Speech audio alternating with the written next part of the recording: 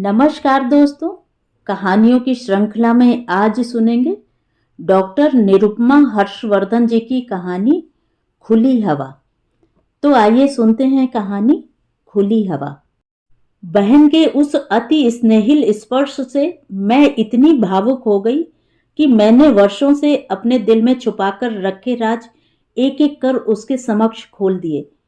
तुझे तो पता ही है ना कि तेरे स्वदेश जीजा जी महीने में 20 दिन तो टूर पर ही रहा करते थे। घर बाहर की लगभग सभी जिम्मेदारियां मेरी ही थीं। यहां तक कि पानी बिजली के बिल जमा कराना भी मेरी ही ड्यूटी में आता था। गृहस्थी का कोई भी ऐसा काम न था जिसका भार मैं वहन न कर रही थी। स्वयं के बारे में सोचने की तो फुर्सत ही नहीं थी। दिन कब शुरू होता और कब खत्म मुझे पता न रहता। ऊपर से 2 छोटे बच्चे, ननदें और सास ससुर का रौब, मेहमानों का तांता भी लगा ही रहता। कभी इस बेहिसाब सी जिंदगी में पीहर के लिए 2 क्षण निकाल लेती। माँ तो हर बार यही कहती, तुझे क्या हो गया है? पर जीवन चलता रहा, खिसकता रहा, घिसटता रहा और मेरे स्वप्नों के इंद्रधनुष से एक एक रंग उड़ता रहा। लेकिन दीदी, सब कुछ तो है आपके पास, फिर उम्र के इस पड़ाव पर आकर आपने घर क्यों छोड़ दिया? नैना ने बीच में टोका। हाँ, क्या कमी है? सब कुछ तो है मेरे पास, जो एक सौभाग्यशाली नारी के पास होता है। किंतु सब कुछ होते हुए भी ऐसा कुछ और होता है जो चाहिए होता है, जिसके बिना मन का संतोष नहीं मिलता। लेकिन ऐसा भी क्या गंभीर घट गया दीदी कि आपने घर त्यागने जैसा कदम उठा लिया? नैना ने अजीब संदेहपूर्ण ढंग से पूछा। ये मन की गहरी बातें हैं, तू नहीं समझेगी।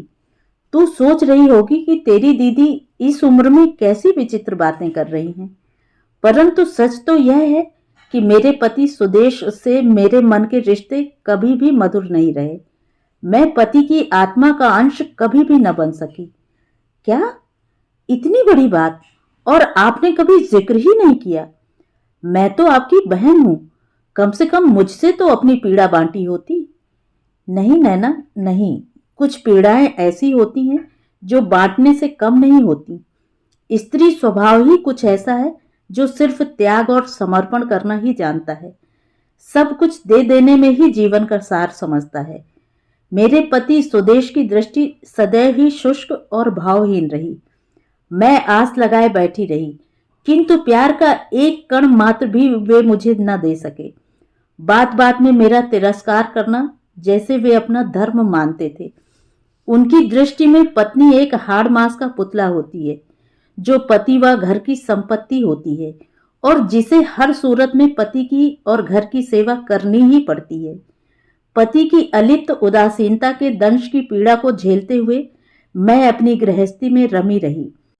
समर्पित मन से काम करते हुए भी सुदेश के उलाहने, व्यंग और क्रोध की चिंगारियां मेरे दामन को जलाती रहीं। मेरी हर बात का विरोध जैसे उनकी नियति बन चुकी थी। ऐसा प्रतीत होता था कि आत्मीयता का कोई भी भाव मेरे लिए था ही नहीं। और नैना, उस दिन तो कमाल ही हो गया, जिन दिनों में पापा के निधन पर मम्मी के पास गई हुई थी।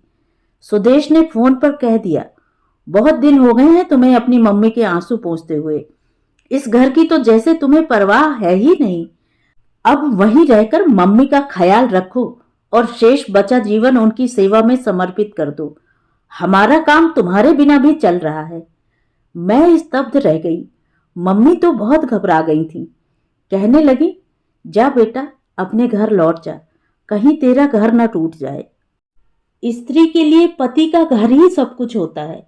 पति ही वह सहारा होता है जिसके दम पर वह सारी दुनिया से लड़ सकती है। पति के बिना जीवन नर्क बन जाने का खौफ दिखाती रही मम्मी, पर न जान पाई कि शरीर में इतर आत्मा की मांग भी हुआ करती है। छोटे छोटे शब्द भी कई बार मन को कितना बड़ा दुख दे जाते हैं। कष्ट तो इस बात का था कि सामने वाले को इसका एहसास तक न था कि उसने किसी का दिल दुखाया है, उसे गंभीर पीड़ा पहुंचाई है, आहत किया है। उसके लिए तो सब कुछ ऐसा था मानो बाढ़ का आना और उतर जाना। तू ही बता नैना, क्या मुझे इतना भी अधिकार नहीं कि मम्मी पर पहाड़ जैसे आ पड़े दुख को कुछ दिन उनके पास रहकर बांट सकूं? मेरी बातें सुनकर नैना अपने आंसू न रोक सकी। कुछ देर की चुप्पी को मैंने ही तोड़ा। मुझे याद है नैना, इतने सालों में मैंने सुदेश के चेहरे पर अपने प्रति प्यार नहीं देखा। जब भी कमरे में हम दोनों साथ होते, एक खौफनाक सन्नाटा पसरा रहता। मेरे अपने जीवन को संवारने में सुदेश की कोई भागीदारी नहीं थी। मैं जीवन भर अपने भीतर अपमान और तिरस्कार का सन्नाटा पीती रही। समय के साथ साथ सब कुछ बदल गया। बच्चों का जीवन संवारकर मैं उनकी जिम्मेदारियों से मुक्त हो गई। घर गृहस्थी को संवारते हुए मैं एक मशीन हो गई थी। भूल गई थी कि स्त्री का अपना भी कोई वजूद होता है, अलग एक व्यक्तित्व होता है। आज भी फोन पर कहे उनके वो शब्द मुझे बार बार चोट पहुंचा रहे थे। मैं सोचने लगी, लीपा पोती कर इन संबंधों को बनाए रखने से भी क्या लाभ? अब ये दोहरापन मेरे लिए गंभीर चुनौती बन गया था। मैं मन ही मन घुटन पीड़ा और संत्रास लिए कृत्रिम मुस्कान के साथ छटपटाती रही। हमारे रिश्ते में अब कुछ नहीं बचा था। मेरे मन के भीतर सुदेश ने कभी भी झांक कर नहीं देखा। जब जीवन भर अपने आप अकेले ही जीना पड़े तो ऐसे ओढ़े हुए संबंध से भी क्या लाभ? किंतु उम्र के इस पड़ाव पर आकर अब नया कुछ करने का हौसला नहीं था मुझ में। बहुत छटपटाई, विचलित हुई। एक ओर पति का घर, वैभव, पद प्रतिष्ठा, और दूसरी ओर अपने स्वयं के व्यक्तित्व और अंतरात्मा के अस्तित्व पर होने वाले वज्र प्रहार। पापा कहा करते थे, उन क्षणों को पकड़ लो जो तुम्हारे हैं। किंतु अतीत पर नजर डाली तो किसी एक क्षण पर भी मेरा नाम नहीं था। मैं बिल्कुल अकेली थी। कैसी विडंबना है ना नैना? इस उम्र में जब बालों में सफेदी झलकने लगती है, स्त्री अपनी सभी जिम्मेदारियों को पूर्ण कर देती है। उसकी सजाई हुई गृहस्थी में जब वह थक हार कर आराम करने के लिए बैठ जाती है, जीवन के उसी पड़ाव पर मेरे पैर उखड़ गए। जमी जमाई गृहस्थी छोड़कर चल दी उस ओर जहां कोई जमी है ना आधार। आज मुझे घर छोड़े इतना समय हो गया, किंतु उस ओर से कोई आवाज नहीं आई। मुझे लगा था वो कहेंगे, तुम्हारे बिना घर में सन्नाटा पसरा रहता है, घर मानो खाने को दौड़ता है, बच्चे तुम्हारी याद में कलपते हैं, तुम्हारे बिना हम अधूरे हैं, जिंदगी के सारे रंग फीके हैं, तुम्हारी गृहस्थी की एक एक चीज तुम्हारे वियोग में बेरौनक है, तुम लौट आओ। परंतु ऐसा कुछ नहीं हुआ।